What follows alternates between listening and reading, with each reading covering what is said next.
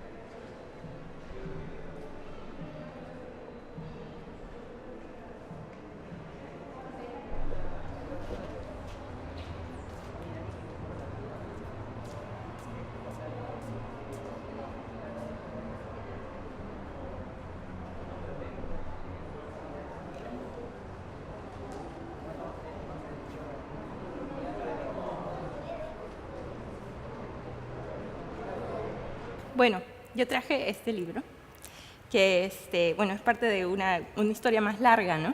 Pero creo que me gusta dentro de todos por uno de los personajes y por la historia de uno de los personajes dentro de ella, y que es el que se llama Nuño. y, bueno, me gusta por cómo escribe Scorza, porque es todo muy tiene mucha imagen, mucha poesía, mucha fluidez de alguna forma, ¿no?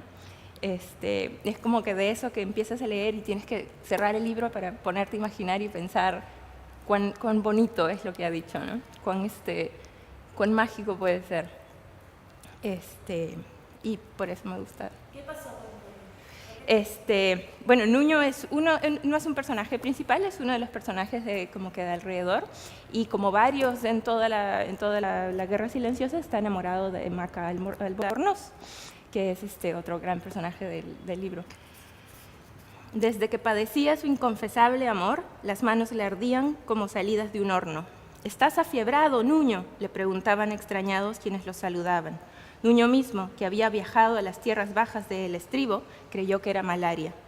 El caporal se las arregló para evitar apretones de mano, pero empeoró. Tocadas por sus dedos, las maderas florecían. La primera víctima fue su guitarra. Nuño, buen jaranista, gustaba acompañar a los conjuntos que por orden de don Migedonio de la Torre daban serenata a Maca. Benito Rueda, uno de los jilgueros del Ande, observó: «No sabía que usted apreciaba tanto las guitarras. La gente no agradece la música. Usted sí, lindo lo que hace, Nuño». «¿Qué, don Benito?», se asombra Nuño. «Florear su guitarra, primera vez que lo veo». Solo entonces Nuño descubrió los claveles que le infestaban. Intentó disimularlos con un exceso de cintas bicolores, pero no consiguió detener el florecimiento. En pocas horas, los claveles cubrieron la guitarra. Nuño la escondió en un desván, por gusto, porque pronto se percató que toda madera tocada por el verano de sus manos recuperaba la memoria de los tiempos en que había sido árbol. En la mesa de la cocina del Hotel Mundial, donde comían los peones de El Estribo y la servidumbre, los generales almorzaban en el Salón Dorado, brotaron gladiolos irreprimibles. El general Bermúdez se los devoró todo. ¿Sigo? El día siguiente, los sirvientes encontraron la mesa sofocada de magnolias. Creyeron que provenían de los innumerables ramos de su patrona recibida diariamente. Pretextando que la mesa cojeaba, Nuño ordenó trasladarla al depósito. Decidió no volver a tocar madera, pero comprendió luego que si no se curaba pronto, las flores ahogarían las sillas, las mesas, las puertas, las escaleras, su cama. Una cosa que también me gusta del libro de y de toda la serie, que que yo descubrí tarde, porque creo que la descubrí cuando recién llegué a San Marcos, y todo el mundo sabía de este libro, y yo no sabía. Pero es la historia misma de la recuperación de tierras, ¿no? Todo el movimiento social detrás de esto, toda la historia política de cómo se hace para volver, o cómo no ha funcionado, las formas que se han tratado para recuperar las tierras y como que pelearle a los del Estado. Y como que reavivó este ánimo de compromiso y de hacer un compromiso bello, como que las cosas no sean, o sea, es como, no se puede tener una revolución sin baile, ¿no? Ese tipo de ideas, no se puede tener un texto de compromiso sin belleza. Y en ese tiempo conocí pues a la nieta de Scorza, por la cual este libro existe en mis manos, porque yo andaba en mi búsqueda de querer comerme todo Scorza, y le pedí el libro. Y después ella desapareció de mi vida. ¿Cómo la conociste a la nieta? Es que estaba saliendo con mi hermano. Y sí, en esos momentos que se empiezan y se acaban. Y yo gané. De esa relación yo salí ganando, pero ahora me lo va a quitar. Pero ¿cómo fue así? O sea, tú la conociste y lo que hiciste. Claro, porque yo dije, ella tiene todos y debe tener los especiales además, ¿no? Los dedicados con firma, no sé. Y le pedí que me preste uno, y el que me prestó y de ahí nunca más se lo devolví.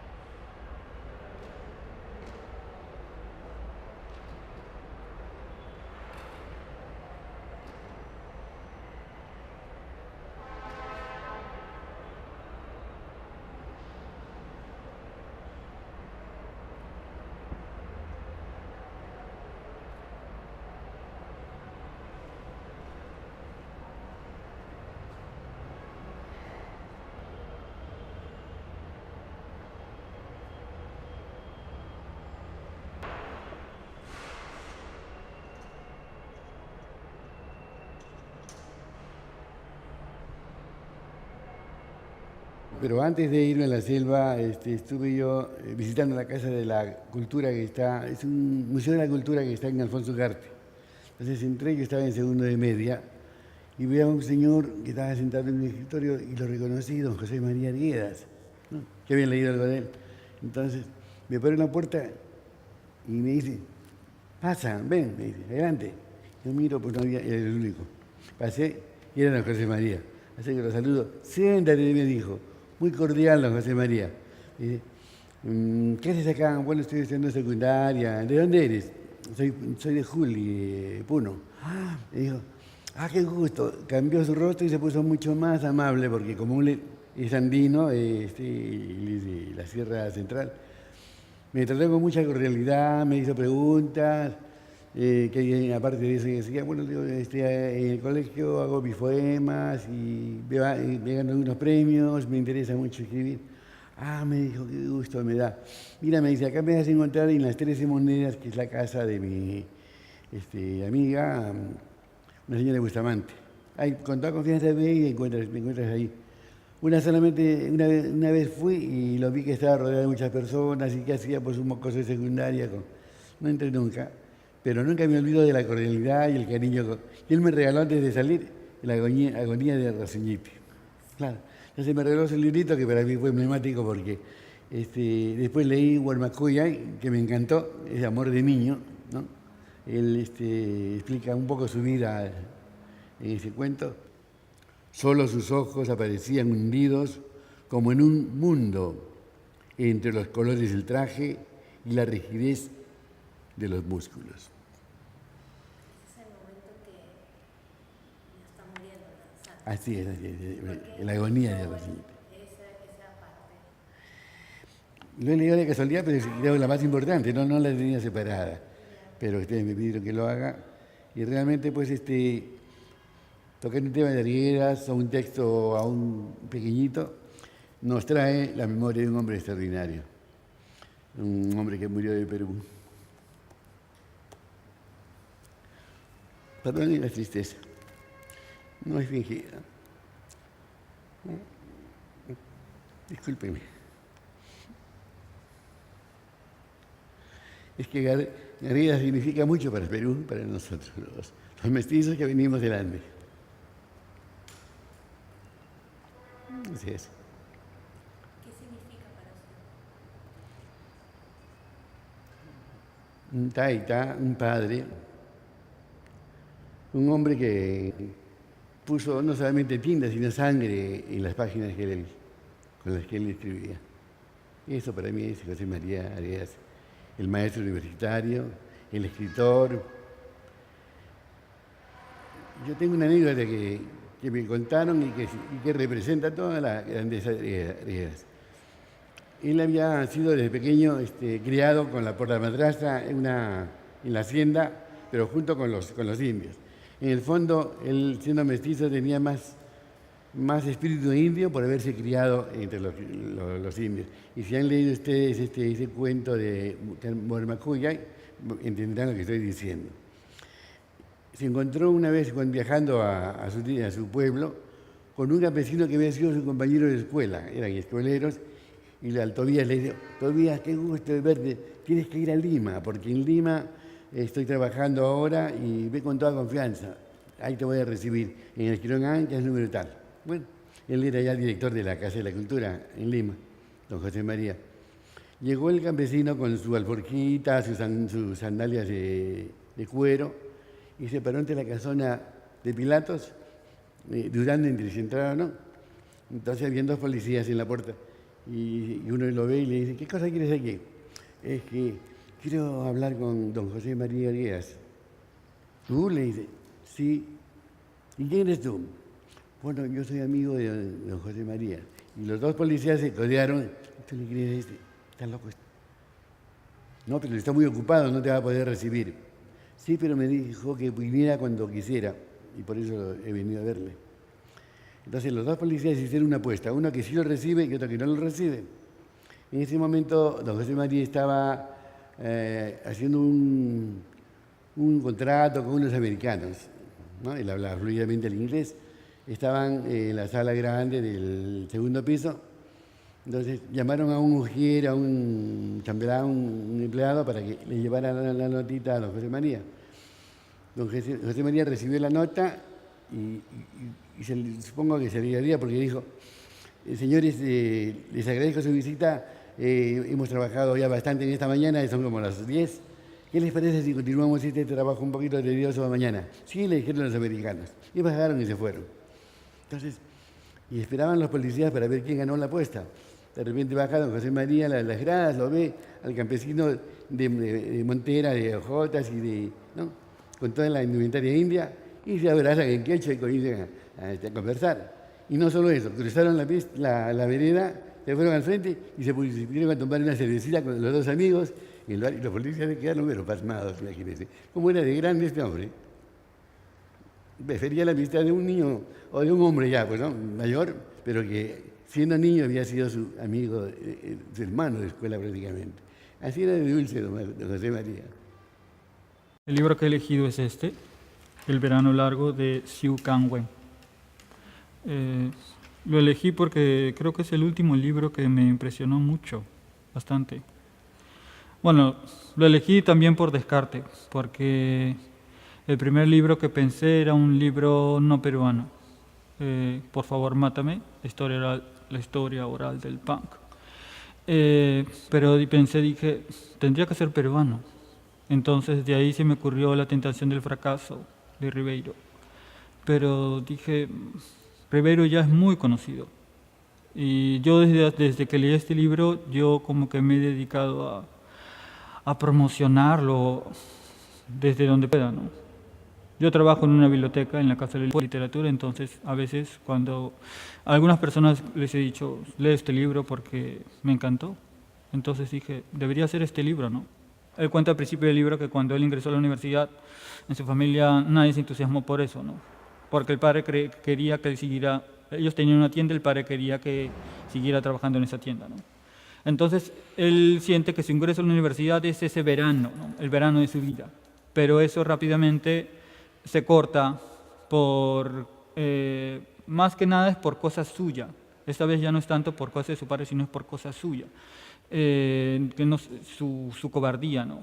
Que es algo con lo que yo me identifiqué bastante, ¿no? Entonces voy a leer la parte en la que este mundo del que él habla se termina de derrumbar. En eso llegamos a las inmediaciones de la Plaza Grau y allí debí bajarme para tomar el ómnibus que me llevaría a casa. Saqué mis monedas y le pagué al conductor del micro. Entonces, adelanté mi rostro hacia Sena a fin de besar su mejilla, pero ella me dio los labios. Fue un beso fugaz y apresurado, pero pleno. No había equívocos de que era intencionado y no el resultado de un accidente. Sus labios se sintieron suaves y generosos. Cuando bajé del micro y lo vi alejarse, con Sena todavía agitándome la mano desde adentro, sentí una gran congoja.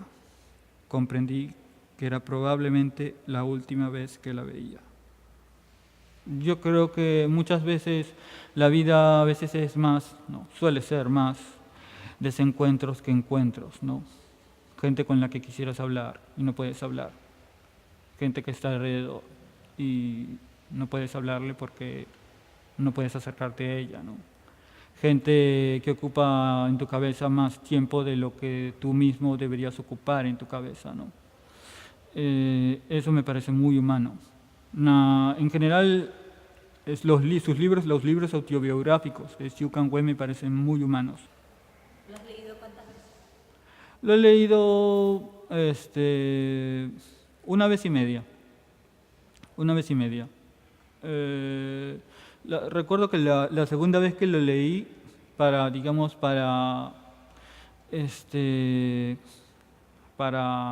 adecuarme o para leer adecuadamente el final, esa vez, la segunda vez recuerdo que estaba en el Metropolitano, en la parte del medio. Yo me suelo poner en la parte del medio del Metropolitano donde está esa, no sé cómo se dice esta... Ese acordeón. Claro, ese acordeón, que permite que el carro dé vueltas.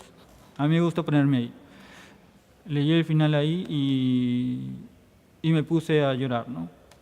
Me puse a llorar porque fue como, finalmente, ese desencuentro fue un encuentro, ¿no? Fue el encuentro que tenía que ser. Porque el libro obviamente termina con un encuentro, ¿no? Pero, claro, no voy a revelar la forma en la que termina el encuentro. Pero sí es algo que, al menos a mí, me movió mucho, ¿no? Que este encuentro se produzca.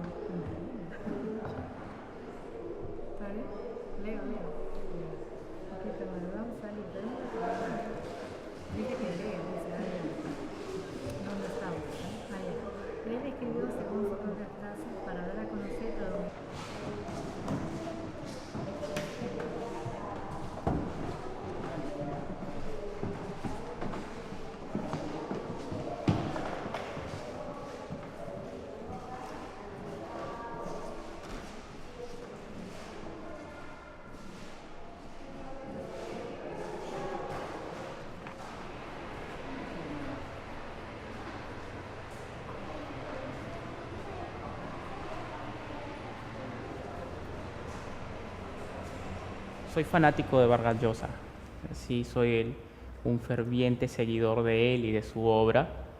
Y generalmente elegí la Casa Verde debido a que, en primer lugar, está ambientada en Piura. Yo soy piurano. ¿Tú eres de Piura? Sí, soy de Piura. Y entonces el hecho cuando me empezaron a decir que estaba ambientada en Piura, y es una Piura muy distinta a la que yo conozco, ¿no? Yo estoy de Piura de los 90 y él está redactando una Piura de los 40. Entonces, el contrastar las historias que me decían, ¿no? La gallinacera, le decía a mi papá, que mi papá ya tiene 70 años, y le decía, la gallinacera, claro, está en distrito tal, y por acá la mangachería, ah, sí, estaba la mangachería por este lado. Y realmente existió la Casa Verde, pues había un ranchito, y eso pues te lleva a saber que incluso en la ficción está ambientada en un lugar que tú conoces, ¿no? Cuando cuenta la avenida Sánchez Cerro, yo estoy caminando por aquí, por el lugar donde recorrieron los personajes, y eso pues hace más vívida la experiencia de la lectura, el saber que compartes con alguien, aunque no es real, pero que sientes real, compartes experiencias. Como añoranza, es como cuando ves fotos viejas del lugar donde has crecido, donde ahora ves un asfalto y antes veías tierra y decías, caramba, esto era así, ¿no? Ves, enterarte pues que antes no circulaban carros, que la gente andaba en burro o en sus caballos, no, los hacendados andaban en caballo, generalmente las personas andaban en su burrito con sus carretas. Salía del trabajo, había quedado en reunirme con unos amigos y iba caminando en Piura por la Plaza Tres Culturas, donde antes era el antiguo mercado. Íbamos caminando por ahí y había una feria donde habían señores que vendían libros. Entonces había un chico que estaba este libro ahí junto a otros, pero este era el que más destacaba porque es hermoso. Entonces le digo, ¿tu libro cuánto está? Inmediatamente, ¿cuánto está ese libro? Le dice, 10 soles. Yo, no puede ser.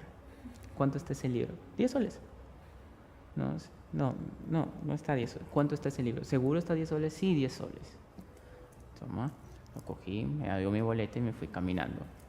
Y ahí cuando iba como a 5 cuadras, escuchaba que alguien decía, ¡Señor, señor, señor, señor! Pero no miré atrás. Dije, te he preguntado 3 veces y tú me has dicho que está 10 soles. No voy a regresar a pagarte más. Y bueno, es así. Y bueno, también tuve suerte. Y así se quedó contigo. Y así se quedó conmigo. Y lo llevo a todos lados, ¿no? Sí, hace un año me he mudado de Piura y es el que me he traído. Porque también tengo otros libros de Vargas Llosa de Sexta Dimensión, pero ya no me quieren con tanto libro, así que tuve que elegir uno y traje este. Bueno, este es el libro que he traído, que en realidad no es este. Es así un poco comienza la historia, porque yo leí uno que era poesía completa, que era una edición antigua, como de los 80s, con unas flores en la carátula, no sé si alguien lo conoce. Pero ese libro, claro, me lo regaló mi mamá como cuando tenía 16 años, una cosa así.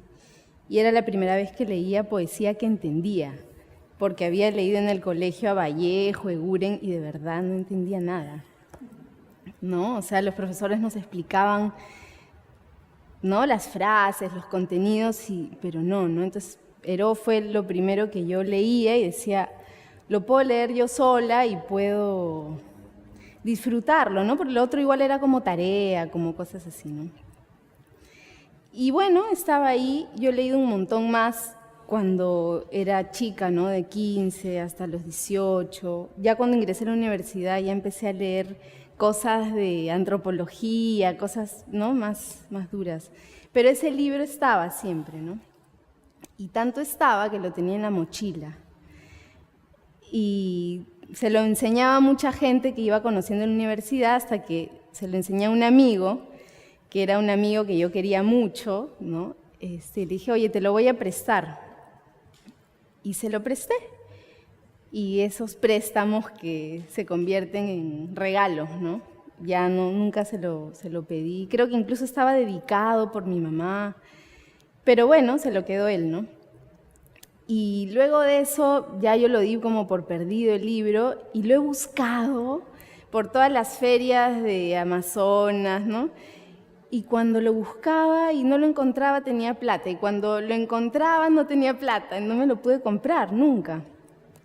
y hace como un par de años, no sé cuándo es esta edición, estaba en una librería, este es del 2010, estaba en Miraflores y me puse a ver poemas y encontré este que es de Peysa, que en realidad es, claro, no poesía completa, pero poesía reunida, ¿no? Que es lo que había en ese tomo más otras cosas, ¿no? Y además tiene un poco de, como algunas cosas de la historia de él, ¿no? Y bueno, como que me he conformado con tener esta edición, pero de todas maneras, bueno, está ahí, ¿no? Quería tener algo de Heró porque había perdido ese libro tan querido que me había acompañado tantos años, ¿no? Cada momento es distinto, ¿no? Cuando uno lee un libro, ¿no? Esta última vez para mí ha sido como, no sé, sentía que era muy profundo, ¿no? Más profundo de lo que lo había leído antes. Lo sentí en el poema El río, por ejemplo, que habla finalmente de él, ¿no? De cómo es una persona. Nunca lo había leído así, ¿no? O sea, ya como, no es un río, eres tú, ¿no? Entonces sí, como que últimamente me ha hecho mucho sentido eso, ¿no? ¿Lo has leído Sí. recientemente? ¿El río? No, ahora que venía, empecé a hojear un poco el libro, y leí unas cositas, ¿no? Pero no, hace meses, justamente desde que nació mi hijita, no he podido leer algo así como por placer, ¿no? Sí.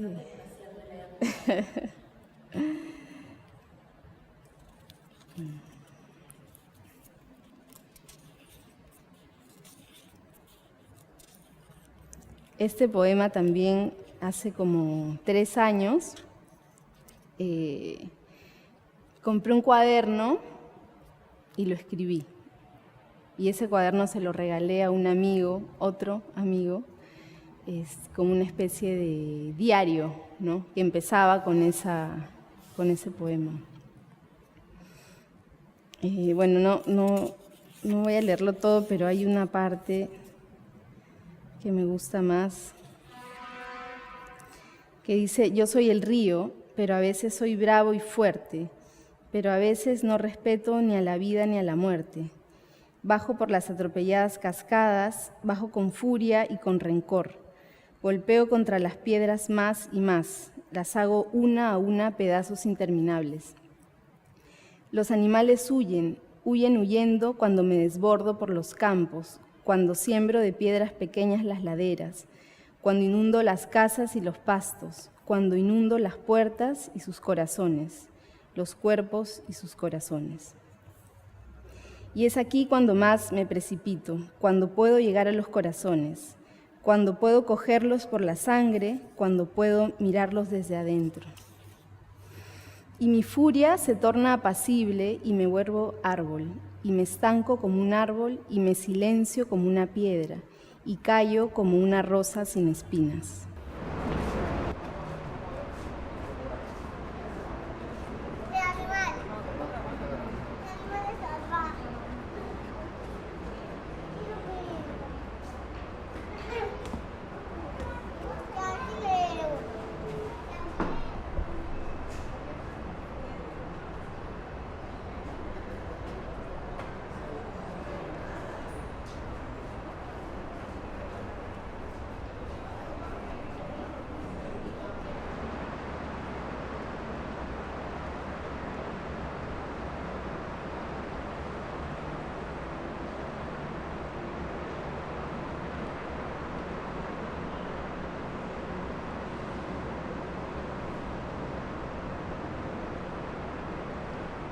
Cuéntanos un poco cuál es el libro que has traído.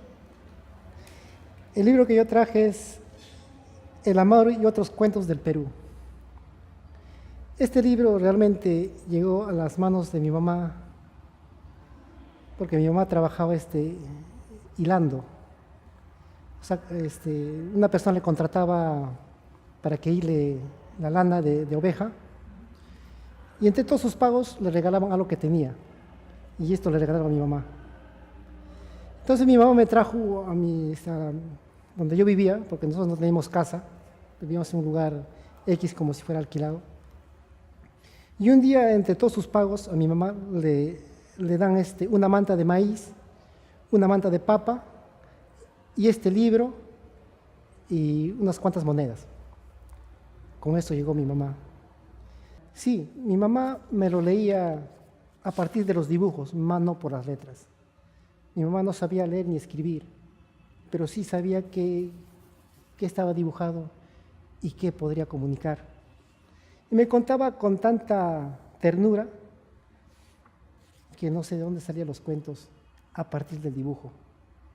Y entonces, a partir de eso, lo agarré tanto cariño a este libro que lo guardo como tesoro, ¿no? Y seguro que cuando me hablaba del atuchcha, por ejemplo, este es un atuj, un zorro, pampapi kachkan, y mata chamas kachkan. Este zorro está en un bosque, no sé qué está buscando, ¿no? Y así me hablaba con la ternura del quechua, ¿no? Seguía, ¿no? Y mata kai uiwa, mai pichakachkan, purichkancho, raskichkancho, y mach roachkan. Y así me contaba mi madre. Y era tierno porque mi madre, a pesar de que era analfabeta, sabía que la narración era muy importante para mí. ¿Te contaba todos los días esos cuentos? Cuando tenía tiempo, pero cuando contaba todo el libro, sí. Porque realmente los dibujos son contados. Porque si hubiese leído, de repente hubiera sido una historia por cada día, pero era por dibujo. ¿Y cada dibujo era una historia? Claro, con cada dibujo una historia. O formaba una historia de inicio hasta el final, contaba. Eso era lo bueno de mi madre. Y a veces en el campo, en aquel entonces no teníamos para el champú, no teníamos para comprar el jabón. Entonces utilizábamos para lavar la cabeza el agua de quinoa. Con eso mataba hasta el piojo, ¿no? Y a veces mi madre siempre estaba viéndome la cabeza si tenía algún bicho. Y después de eso comenzaba con el libro.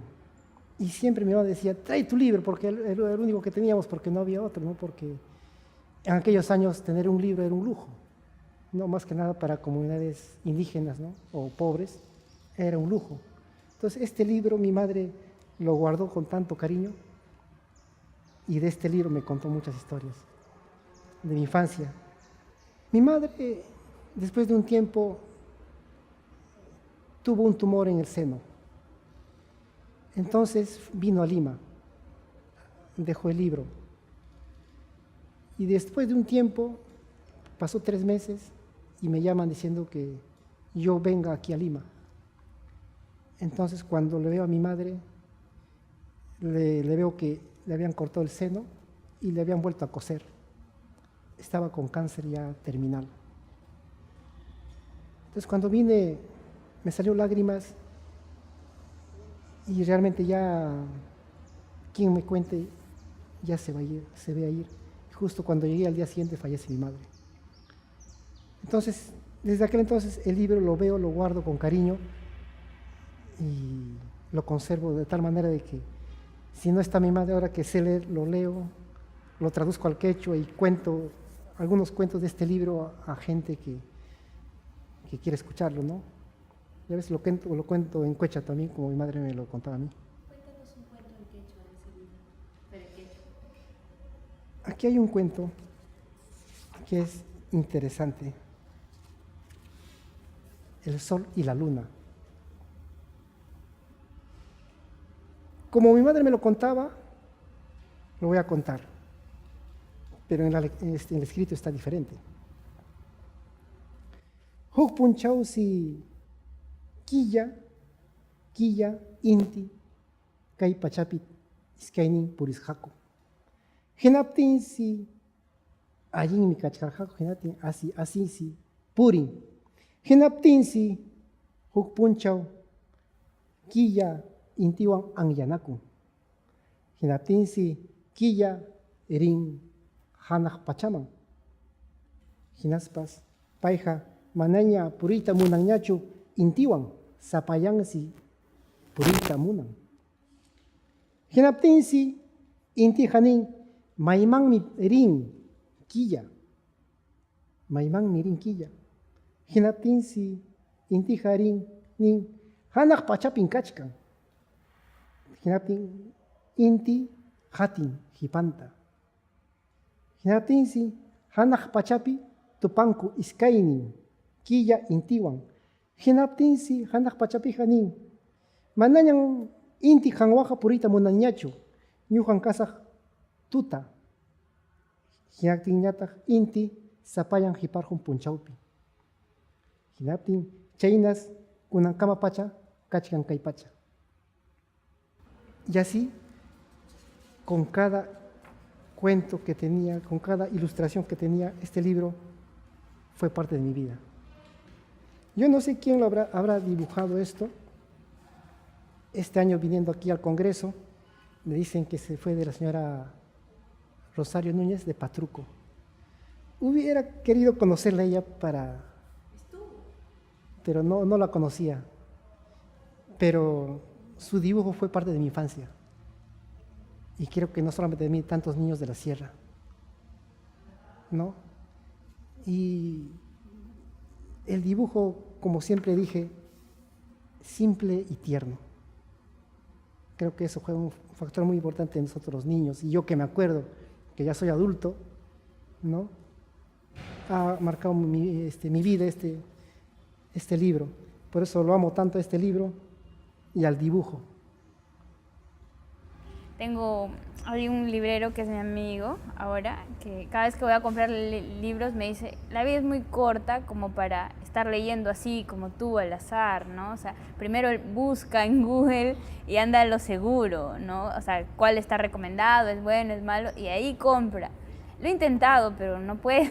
O sea, si me llama la atención este libro, que para otro puede ser porquería, yo me pregunto, ¿pero por qué es una porquería para él? Y le doy la oportunidad, ¿no? Yo prefiero así, mi búsqueda es más así, ¿no? Y hasta ahora, ¿cómo Más te ha ido? espontánea. Bien, bastante bien, bastante bien. He tenido descubrimientos muy chéveres, ¿no? O sea, escucho, ahora sí frecuento gente que lee, entonces escucho varias recomendaciones, pero hay uno que me llama la atención por algo, no, puede ser este. Y así es como llegué a La tentación del fracaso, ¿no? Estaba en una clase de crónicas con Jeremías Gamboa, y yo le decía que a mí me estaba interesando el género de las memorias. Y me dijo, deberías leer La tentación del fracaso. Y para esto había citado alguna vez un pedazo del libro, de lo que vivía, de lo que pensaba y sobre lo que reflexionaba Julio Ramón Rivero cuando estudiaba Derecho y quería ser un escritor. Entonces ahí fue que corrí a comprarlo. Yo estudié publicidad. Soy publicista. ¿Y quieres ser escritora también? Me encantaría en algún momento de mi vida escribir algo, ¿no? Sí, me encantaría, por supuesto. Y de esos caminos que has ido formando tú en tu intuición, ¿qué es lo que has encontrado? Cuéntame. He encontrado, no creo que he encontrado definitivamente mi lugar, pero he encontrado que no estoy tan mal, ¿no? Siempre, y eso me gusta. A mí me encanta Julio Ramón Rivero porque es la persona que a mí me gustaría ser. Yo me he cuestionado mucho mi desadaptación, ¿no? No sentirme parte del grupo de mi familia o del grupo de amigos que tenía en Cajamarca, un poco fuera de lugar. Viniendo a Lima, no he encontrado exactamente mi lugar, estoy creo que un poco más cerca, pero igual un poco marginal. Exactamente como Julio Ramón se veía en su mundo también. Estar solo, ¿no? También, él estuvo mucho tiempo solo. Solo en España, solo en Alemania, solo en Francia. O sea, podía estar con amor familiar, con calor en Perú, pero prefería estar solo, ¿no? Buscando. ¿Prefieres eso? Sí, también. ¿Con quién estás acá en Lima? Sola. Vivo con una amiga, pero bueno, sin familiares cercanos, ¿no? Toda mi familia vive en Cajamarca. ¿Tu mamá está allá? Mi mamá está allá, mi abuela, mis tíos, mis primos, y mi papá vive en Jaén. ¿Tienes contacto con él? No, nada. Lo busqué a los 26, hace 2 años. Hablamos, lo conocí. obtuve mis respuestas y dije, bueno, qué bien que no he vivido con este ser humano cerca y no quiero volverlo a ver, ¿no? O sea, todo el mundo hubiera pensado, incluso él, que lo que hacía era el inicio de una relación. Pero no era así, no era lo que yo quería. Yo quería, ¿verdad?, conocerlo, saber quién era, preguntar por qué a mí y no a los otros 7 hijos que tiene, ¿no? Porque tiene 7 más.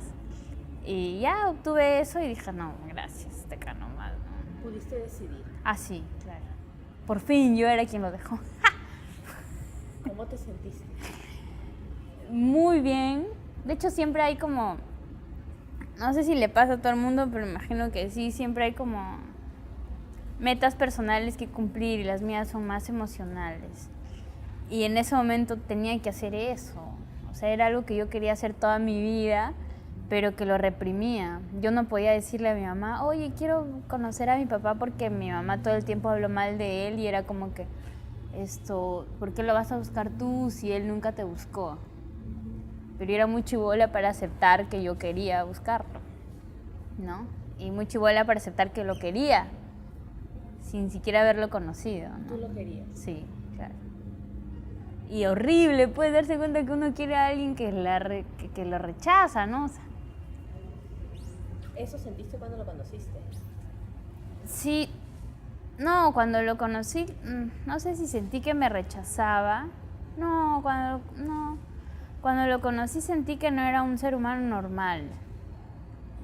¿Por qué? Que carece de sintonía emocional, totalmente.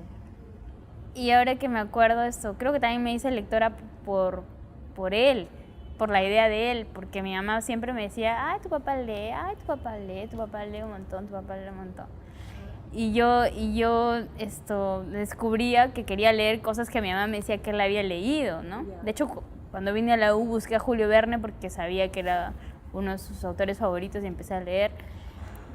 Y entonces yo como que me preparaba para encontrarlo y estar a la altura de un padre lector.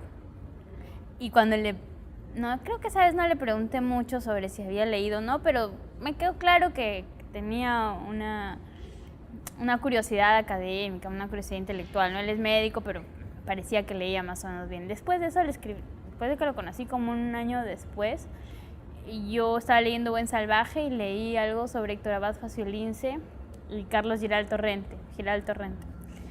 Una correspondencia entre los dos y me pareció bien chévere sobre los libros que escriben sobre sus padres. Entonces me acordé de él y llegué a mi chamba y le escribí y le dije, justo acabo de leer esto y me acordé de ti, porque al fin y al cabo todavía tengo una historia que no se ha resuelto completamente con mi papá, o sea, contigo y no sé qué.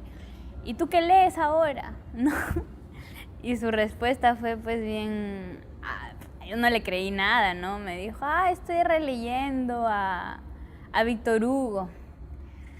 Entonces dije, no lee nada. Y luego seguí hablando, no sé qué, y como diría Ortega y Gasset, y me cita una frase recontra cliché, pues, dije, no lee nada. O sea, mi mamá se quedó con la idea de que él le dijo que en algún momento había leído algo, me la transmitió, y yo pensaba que mi papá era lector, y yo cuando lo conociera quería estar a la altura de lo que él era. En el fondo, ¿para qué te sirvió esa idea que tu mamá te puso? Para hacerme lectora. Maravilloso, por supuesto. Ahora sí, lo agradezco, ¿no? Hasta que llegaron a una casa de otro niño, ¿no? Llegaron a la casa de otro niño y le dijo, miren, ahí está un niño, puedes jugar con él, le dice, ¿no? Mira, su casa está limpia, anda, corre, ¿por qué no lo buscas? Le dice, ¿no? Y entonces Bautista dice, se baja, lo deja ahí justo en el jardín de la casa del niño, y mira cómo se asoma así, ¿ven?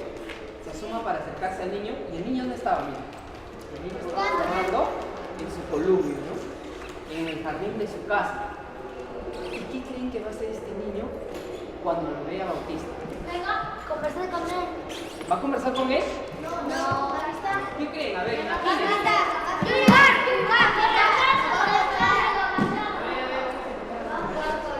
Va a jugar con él. Eso es lo que piensa él. ¿Tú qué piensas? Se van a pelear, ¿no? Este niño, digamos, que vive en la casa. Entonces, a mi hermano le pregunté si conocía algunas obras más interesantes y me habló sobre el ensayo sobre la ceguera y él lo leyó primero y yo me quedé sorprendido cuando él me contaba sobre esta historia. Me contaba y entonces como a mí me nació leerlo porque al comienzo yo sentía que no, o sea, era como pérdida de tiempo a los comienzos, pero después sentí que en serio el tiempo en leer esta obra me pareció realmente brillante. ¿Tu hermano es mayor que tú? Sí. ¿Vives con él? Sí. ¿Comparten muchas cosas? Sí, conversamos sobre los libros, sobre la literatura, sobre todo eso. ¿Qué hace tu hermano? Mi hermano está estudiando psicología. ¿Y tú? Yo estoy estudiando, me estoy preparando para ingresar a la universidad. ¿A qué? A San Marcos. ¿Qué quieres estudiar? Literatura. ¿Ah, sí? ¿Cómo te sientes tú cuando estás leyendo? Me siento tan cautivado que siento que yo estoy adentro de esa historia, siento que estoy conversando con los personajes, siento que estoy viviendo con ellos, siento sus penas, sus alegrías, siento todo eso cuando leo cada párrafo. Así dice, afirmó mejor la vista, vio que la aguja de los segundos no se movía, se había olvidado de dar cuerda al maldito reloj, maldita ella, maldita yo, que ni siquiera ese deber tan sencillo había sabido cumplir. Después de apenas 3 días de aislamiento, sin poder dominarse, rompió en un llanto convulsivo, como si le acabara de ocurrir la peor de las desgracias. Pensó el médico que su mujer se había quedado ciega, que llegará lo que tanto temía. Desatinado, estuvo a punto de preguntarle, ¿te has quedado ciega? Pero en el último instante le oyó un murmullo, no es eso, no es eso, y después, en un lento susurro casi inaudible, tapadas las cabezas de ambos con la manta, tonta de mí. No le di cuerda al reloj y continuó llorando, inconsolable.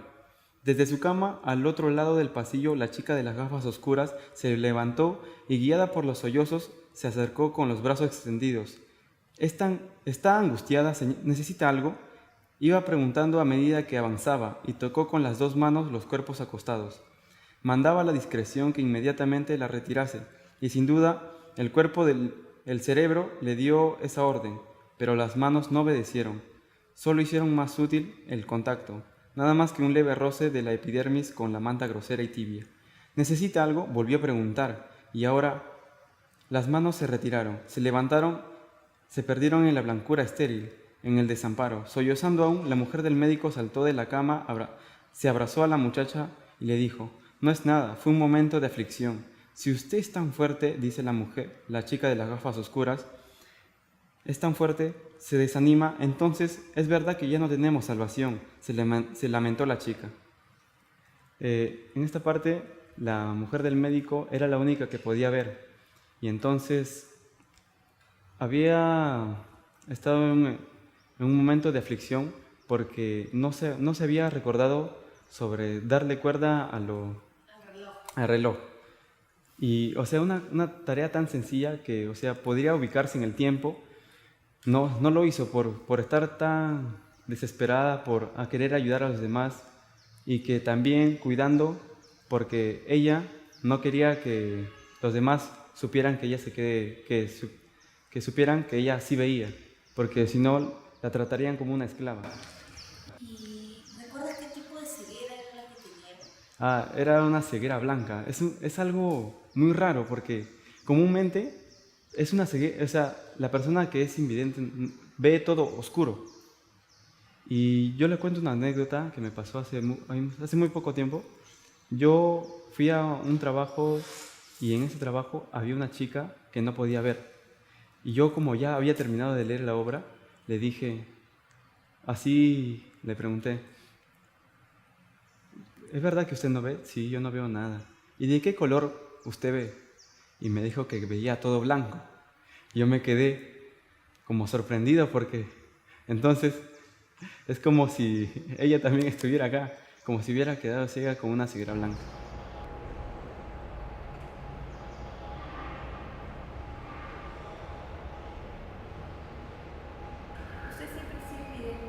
No. Sí, he visto antes, pero llegó un momento en la etapa de mi vida que comencé a tener problemas de la visión y poco a poco se me fue deteriorando, ¿no? Gradualmente. ¿Cómo continuó leyendo? ¿Le leía? Lo que pasa es de que tuve, vamos a llamarlo así, una media discapacidad, ¿no? O sea, podía leer todavía, seguí leyendo, pero hace 10 años atrás ya dejé de tener la visión total, ¿no?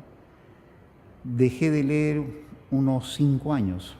Habían personas que me tenían que leer las noticias, algún libro por ahí, pero gracias a Dios, con la rehabilitación propia que como discapacitado visual tengo, me he reentrenado en el uso de software especial para, a través de la computadora, poder leer libros digitalizados. Ahí volvía de nuevo a leer. Así que he continuado con mi pasión, que es la lectura. ¿Lee Sí. bastante ahora sí? Sí, leo bastante, sí. ¿Cómo se sintió ese tiempo en que era más difícil leer? Muy frustrado, ¿para qué? No, yo estaba acostumbrado a leer 2 libros por semana. O sea que leía bastante. Y ya no hacerlo, pues había un espacio que no lo podía llenar. Por más de que la familia, las amistades hicieran los esfuerzos por tratar de leerme, ya no ese es el gusto, pues, ¿no? La pasión de tener un libro en las manos, leer cada línea, cada frase, ¿no? Marcarlo, subrayarlo, en fin. Es otro espacio diferente, ¿no? Porque cada tiempo libre que yo tenía, recorría las librerías, los espacios donde podía encontrar libros. Inclusive, si puedo contar una anécdota, en el 2004 y el 2005 tuve la oportunidad de viajar a Argentina. Y de los 20 días en cada oportunidad que estuve ahí, casi la mitad estuve paseando por la famosa calle Corrientes en todas las librerías, trayéndome y comprando libros, ¿no? Las 2 maletas vinieron cargadas de libros, ya no de ropa. Cuando escucho la lectura, ya adaptado a la voz un poco sintética del lector, inmediatamente me transforma, ¿no? Vuelvo a recrear los ambientes, los paisajes, los escenarios, todo aquello que gracias a Dios durante los años que tuve para ver, me permite escenificarlo todo, ¿no? El libro me cautivó, ¿no? Y a veces parece como si fuera la primera vez que lo volviera a leer cuando vuelvo a escuchar, hoy en día, ¿no? Que lo escucho, las primeras líneas, ¿no? O los primeros párrafos, porque inmediatamente te atrapa, ¿no? O sea, para mí es todo, ¿no?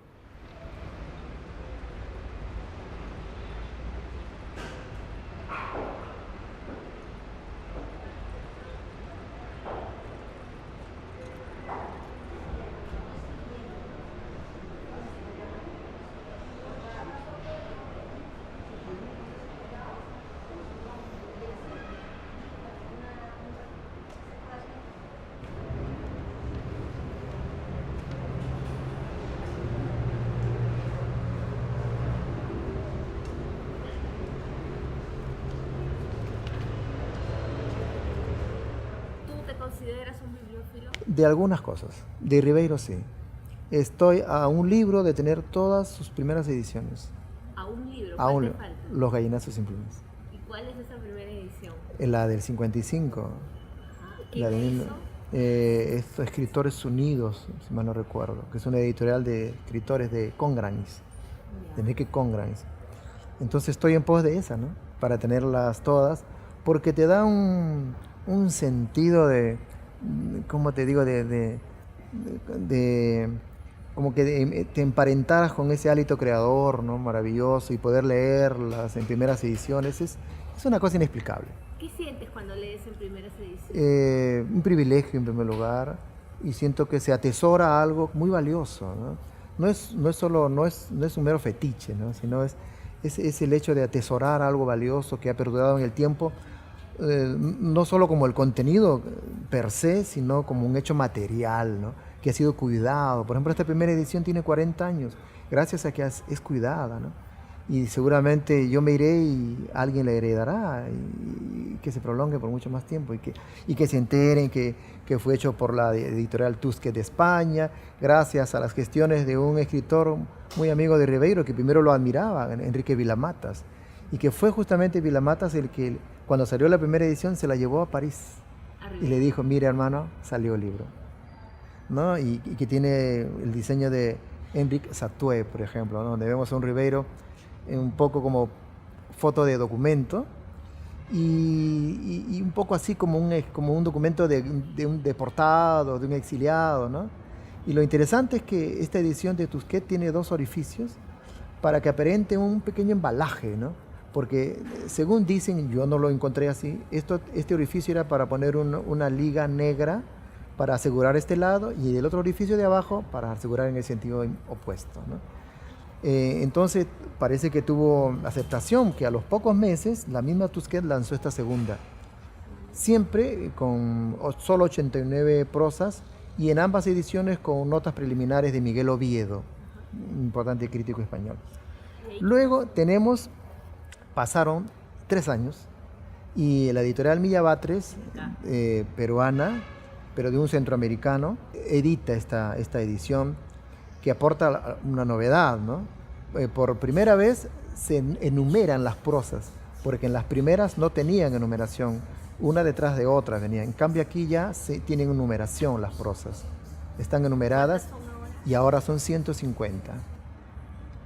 Y a diferencia de las primeras que tenía un diseño de español, ahora tiene el diseño de un peruano, de Herman Brown, que es un importante artista que hasta ahora vive en París, y él hizo el diseño y las fotos. Esto lo compré en Quilca, un amigo mío llamado Edward, que también surte a coleccionistas. Es caro, porque está en perfecto estado, tiene sus hojas de respeto, impecable en conservación, imagínate, ¿no? Y además, años después yo he conocido al diseñador, porque es el marido de una amiga mía, que es cantante francesa, porque yo soy músico de profesión, y yo le hice los arreglos de su último disco. Y ahí nos hemos hecho amigos, imagínate, con Herman Brown. ¿Él sabe que tú tienes el libro? Sabe. Y más, antes de que yo los tenga mucho de esto, él me dijo, yo he hecho diseño de varios de los libros de Ribeiro. Y después lo he comprobado, ¿no? Luego tenemos una 4ª edición. Todavía estamos en el aspecto formal, ¿no? En el objeto, ¿no? Cuando ya se completan las prosas como las conocemos. Son 200 prosas. Aquí, por primera vez también, se suprimen las notas preliminares de comentarios. En estas primeras fue Miguel Oviedo, en esta primera peruana, tercera en general, fue Abelardo Oquendo. Y en esta ya no hay esas notas preliminares como una especie de exégesis, sino pasas de frente a unas notas del autor. Es la primera edición donde constan estas notas, donde Ribeiro dice, ¿por qué prosas apátridas? ¿No? ¿Por qué? Porque él decía de que eran prosas inclasificables. Muchos comentaban, dice él en estas notas, de que mis prosas son aforismos, otros dicen que son reflexiones, otros dicen que es un poco mis diarios o cuadernos de notas. En fin, son prosas que no tienen una clasificación, no son narrativa, no son relatos, no pueden encasillarse en un territorio. Son prosas que no tienen un territorio clasificable, son como prosas sin patria. Y por eso le llama apátridas, ¿no? Suprimiendo el sentido así de poseer una patria. Y después de esta edición tenemos nuevamente una edición peruana, donde aquí sí se luce el diseñador peruano Herman Brown, porque él es pintor y hace un óleo especialmente para la obra, y Ribeiro en su casa posa para este cuadro.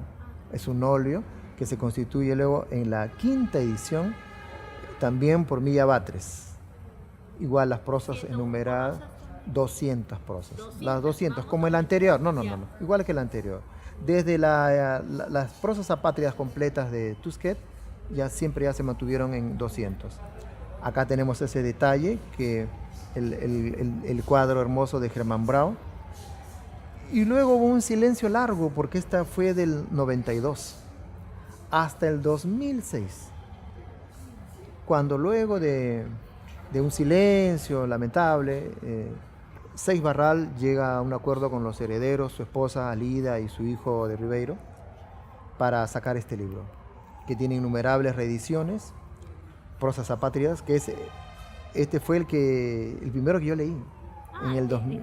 Ese es el primero que yo leí, donde supuse que eran 200, pero después investigando había todo un historial que antecedía a esta edición. ¿Fue ese libro el que te hizo querer coleccionarlo? Sí, fue este libro, pero además yo me había leído todos los cuentos de Ribeiro. Ya coleccionaba libros de Ribeiro. Y acá se me dio por hacer una colección dentro de la gran colección de libros de Ribeiro, tener todas las ediciones de Prosas Apátridas, ¿no? Y luego tenemos una última. ¿Cuál es tu prosa favorita en ese libro? Pero yo quisiera dejarlo esto para que terminemos el aspecto formal, ¿no? Y luego tenemos esta última edición de Planeta, que es la más baratieri de todas, donde las han apretado por hacer una edición muy económica, y es de Planeta del 2014, que es la última. Pero aquella que está marcadita. Esta la que la desmenucé, está marcada, y me dio pena, así que luego me compré una que está linchecita en mi casa. ¿Tú solamente lees las prosas en este libro, no en los otros? No, cuando me doy, quiero darme ese gusto fetichista, me voy a la primera edición, ¿no? Y digo, estoy agarrando un libro de 40 años, Dios, y lo leo, ¿no? Y después me digo otra cosa, este libro existía cuando Ribeiro existía, ¿no? Entonces son esas cosas lúdicas que a mí me divierten y me enriquecen y además son parte de mi vida, ¿no? No le hago daño a nadie y me hace feliz. Si te faltara uno. Lo traería aunque sea de Marte. Lo traería de Marte y pagaría lo que sea. ¿Y por esa primera edición de Los Gallinazos? Fluctúa entre 300 y 900 soles. ¿Sabes quién las tiene? No, nunca he visto uno. He visto uno nomás acá cuando hicieron la exposición el año pasado aquí en la Casa de la Literatura del Eterno Aprendiz. Ahí la vi por primera vez, ¿no? ¿Cuál fue la sensación? Una envidia sana, ¿no? Cómo no tenerla, pero lo voy a tener algún día. Lo voy a tener, ¿no? Es para completar, para tener esa sensación increíble, supongo yo, de tener un libro auroral en mis manos, ¿no? Con la que Ribeiro además se dio a conocer. La prosa 149. Dice Ribeiro, imaginar un libro que sea desde la primera hasta la última página, un manual de sabiduría, una fuente de regocijo, una caja de sorpresas, un modelo de elegancia, un tesoro de experiencias, una guía de conducta, un regalo para los estetas, un enigma para los críticos, un consuelo para los desdichados y un arma para los impacientes. ¿Por qué no escribirlo? El libro, ¿no? Sí, pero ¿cómo? ¿Y para qué? Se dice Ribeiro. Pero hay quienes sostienen, y yo me alineo, de que este libro podría existir, ¿no?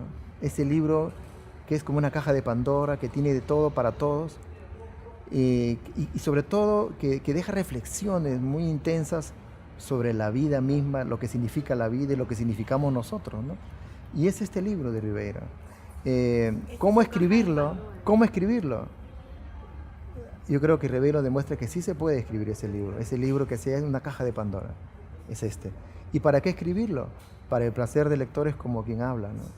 Yo haberlo leído, yo me siento feliz de tenerlo, de haberlo leído, de haberlo disfrutado, y creo que más que suficiente está justificada que él haya hecho este libro. Y son muchísimos. Discuten sobre cuál es el mejor libro de Ribeiro, cuál es lo mejor de su obra, si sus cuentos, si sus novelas, si sus prosas apátridas o sus dichos de Luder, que son aforismos ya explícitamente. Y para mí es este libro. Amada, tú te has crucificado sobre los dos maderos curvados de mi beso, y tu pena me ha dicho que Jesús ha llorado y que hay un Viernes Santo, fragmento del poema. El poeta, su amada, es César Vallejo. Les repito la adivinanza. En su boca de alcancía guardó una lengua de trapo. ¿Qué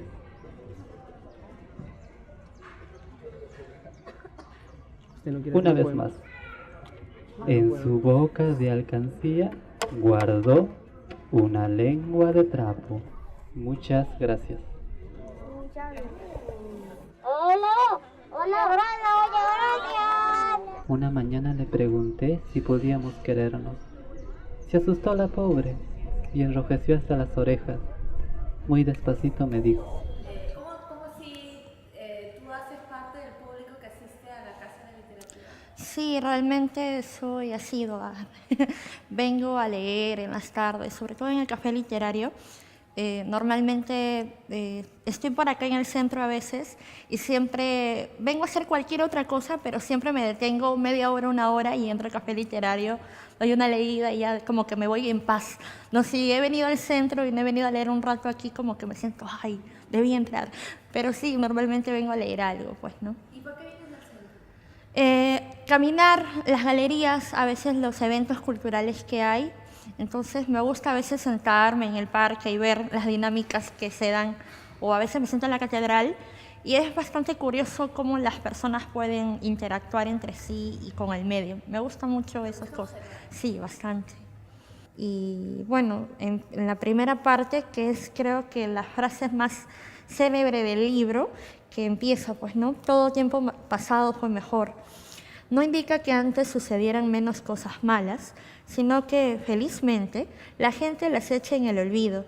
Desde luego, semejante frase no tiene validez universal.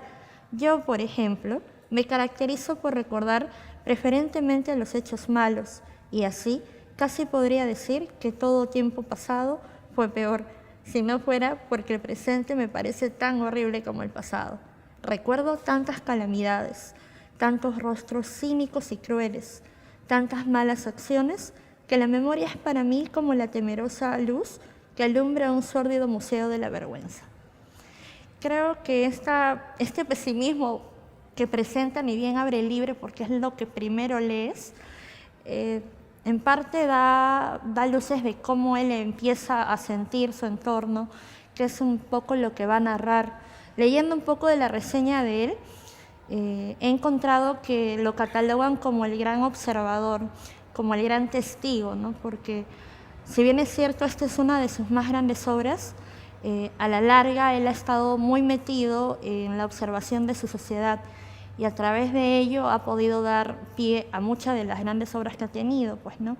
Es más, el estar involucrado justamente en esta observación lo ha llevado realmente a involucrarse de una manera muy rica en cuanto al desarrollo y avance de su sociedad argentina, pues, ¿no? ¿Tú también observas? Sí, también me gusta observar. ¿Sientes que dialoga contigo ese inicio del libro? En parte sí. Hay momentos que creo que veo cosas, tantas cosas que pasan en la ciudad, en la política, en lo mismo social, en la persona, en la ingratitud, en la dejadez, en el individualismo, que más pasa el tiempo y más se puede ver más latente, que a veces yo veo cosas que pasan en la calle y digo, me siento y digo, de verdad, ¿para qué tanto esfuerzo? ¿Para qué tanto trabajo? ¿Para qué tanto ayuda si estamos como que no estamos caminando muy bien? Pero sin embargo luego me pasa mi momento de frustración y digo, bueno, sí, a pesar de, es válido el esfuerzo, ¿no? Entonces creo que sí, muchas veces, porque es válido porque creo que radica ahí el hecho de la esperanza, ¿no? No nos podemos quedar sentados pensando en qué hubiera pasado si, porque creo que esa incertidumbre es la que mata al hombre, ¿no? El saber, al menos creo que lo válido es el esfuerzo, ¿no? El hacer algo con la esperanza de que pueda ser, de que mejore, de que avance. A estar sentado solamente renegando de brazos cruzados, como que eso creo que crea frustración e insatisfacción. Entonces prefiero optar por la esperanza. ¿Qué libro nos has traído? No, bueno, estoy siempre releyendo algunos poetas y estaba releyendo al poeta Javier Sologuren, ¿no? Poesía, no me niegues tus dones por más tiempo. tengo el oído atento, los ojos despiertos, abierto el corazón, ¿no? Sologuren es un poeta tan refinado, que hace tan fácil lo complejo, ¿no? Un poeta que convierte a las palabras en las palabras ocultas o no, en cosas sencillas, ¿no? Hombre y mujer se irán quemando con el fuego blanco del amor, dice en uno de sus poemas. Cuerpo a cuerpo, hombre y mujer se irán quemando en el fuego blanco del amor. Mano a mano levantarán el árbol de la vida y su aire y sus pájaros. Hombre y mujer descubrirán que el mundo es compañía y un mismo sol calentará sus huesos y un mismo anhelo los mantendrá despiertos. Bonito, ¿verdad? ¿No? Ese es Sologuren, ese andamos. ¿Qué sientes por las palabras? Las palabras son elementos, el hombre es palabra, ¿no? El ser humano es palabra, ¿no? Al principio fue la palabra, decía Juan, ¿no?